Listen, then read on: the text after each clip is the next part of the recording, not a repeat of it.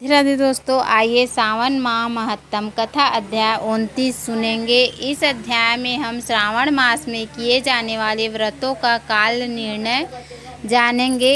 हे सनत कुमार, अब मैं पूर्व में कहे गए व्रत कर्मों के समय में के विषय में बताऊंगा। हे महामुने, किस समय कौन सा कृत्य करना चाहिए उसे सुनिए। सावन मास में कौन सी तिथि किस विहित काल में ग्रहण के योग्य होती है और उस तिथि में पूजा, जागरण आदि से संबंधित मुख्य समय क्या है।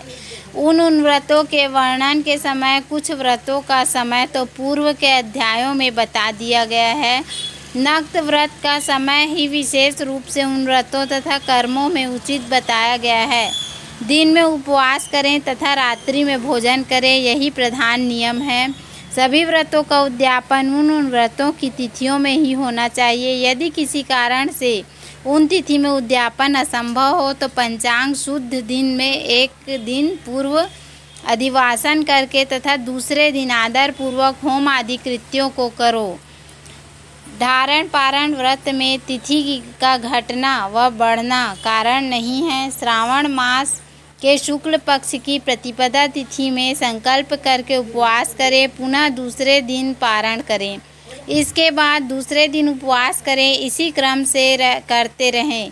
व्रती को चाहिए कि वह पारण में हविष्यान्न, मूंग, चावल आदि ग्रहण करें। एकादशी तिथि में पारण का दिन हो जाने पर 3 दिन निरंतर उपवास करें। रविवार व्रत में पूजा का समय प्रातः काल ही होना चाहिए। सोमवार के व्रत में पूजा का प्रधान समय सायंकाल कहा गया है। मंगल, बुध तथा गुरु व्रत में पूजन के लिए मुख्य समय प्रातः काल है। शुक्रवार के व्रत में पूजन उषा काल से लेकर सूर्योदय के पूर्व तक हो जाना चाहिए तथा रात्रि में जागरण करना चाहिए। शनिवार के दिन व्रत में नृसिंह का पूजन सायंकाल में करें। शनि के व्रत में शनि के दान के लिए मध्याह्न मुख्य समय कहा गया है। हनुमान जी के पूजन का समय मध्याह्न है। अस्वस्थ का पूजन प्रातः काल करना चाहिए। हे वत्स, रोटक नामक व्रत में यदि सोमवार युक्त प्रतिपदा तिथि हो तो वह प्रतिपदा 3 मुहूर्त से कुछ अधिक होनी चाहिए, अन्यथा पूर्व योगिनी प्रतिपदा ग्रहण करनी चाहिए।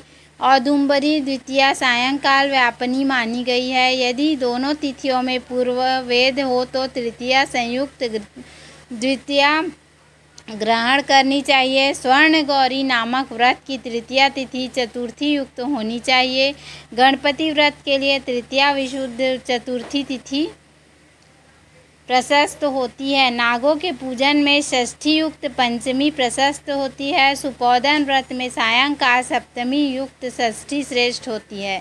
शीतला के व्रत में मध्याह्न व्यापनी सप्तमी ग्रहण करनी चाहिए। देवी के पवित्रारोपण व्रत में रात्रि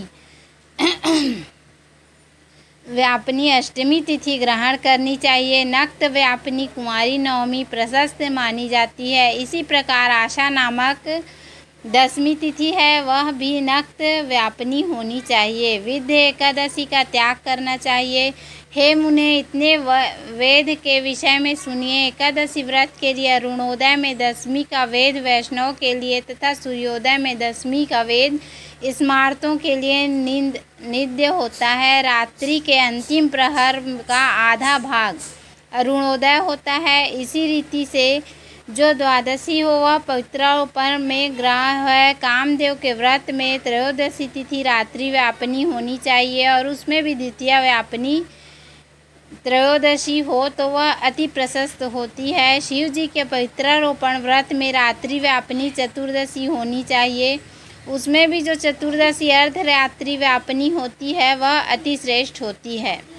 यदि पूर्णिमा तथा श्रवण दोनों का पूर्व दिन 1 मुहूर्त के अनंतर योग हो और दूसरे दिन 2 मुहूर्त के भीतर दोनों समाप्त हो गए हों तब पूर्व दिन ही दोनों कर्म होना चाहिए। यदि हस्त नक्षत्र दोनों दिन अपराह्न काल व्यापनी हो तब भी दोनों कृत्य पूर्व दिन ही संपन्न होना चाहिए।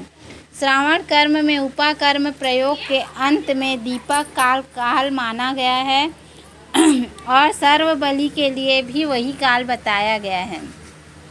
पर्व के दिन में अथवा रात्रि में अपने अपने गृह सूत्र के अनुसार जब भी इच्छा हो इसे करना चाहिए। इस दिन दीपदान तथा सर्व बलिदान कर्म में अस्तकाल व्यापिनी पूर्णिमा प्रशस्त है। गृह के उत्सव में मध्याह्न व्यापिनी पूर्णिमा प्रशस्त होती है। रक्षाबंधन कर्म में अपराह्न व्यापिनी पूर्णिमा होनी चाहिए। इसी प्रकार संकष्ट चतुर्थी चंद्रोदय व्यापिनी गाय होनी चाहिए।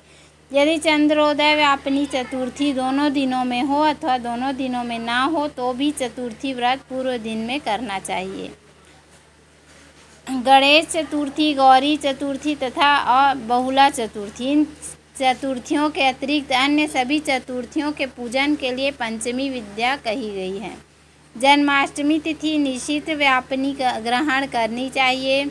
निर्णय में सर्वत्र तिथि 6 प्रकार की मानी जाती है। दोनों दिन पूर्ण व्याप्ति, दोनों दिन केवल अव्याप्ति, अंश से दोनों दिन समव्याप्ति, अंश से दोनों दिन विषम व्याप्ति, पूर्व दिन संपूर्ण व्याप्ति और दूसरे दिन केवल आंशिक व्याप्ति, पूर्व दिन आंशिक व्याप्ति और दूसरे दिन अव्याप्ति। इन पक्षों में 3 पक्षों में जिस प्रकार संदेह नहीं है उसे अब सुनिए।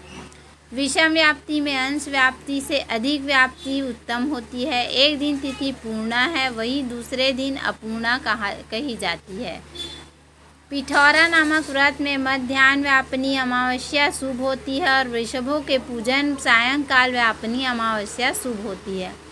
कुशों के संचय में संगवा काल यह दिन के 5 भागों में से दूसरा भाग होता है। व्यापिनी अमावस्या शुभ कही गई है। सूर्य के कर्क संक्रमण में 30 घड़ी पूर्व का काल पुण्यमय मानते हैं। अगस्त के अर्ध का काल तो व्रत वर्णन में ही कह दिया गया है। हे वत्स, मैंने आपसे यह कर्मों के काल का निर्णय कह दिया। जो मनुष्य इस अध्याय को सुनता है अथवा इसका पाठ करता है वह श्रावण मास में किए गए सभी व्रतों का फल प्राप्त करता है। बोलो भोलेनाथ पार्वती मैया की जय। इस प्रकार हमारा 29वां अध्याय पूर्ण हुआ। अगली कथा हम कल सुनेंगे। धन्यवाद।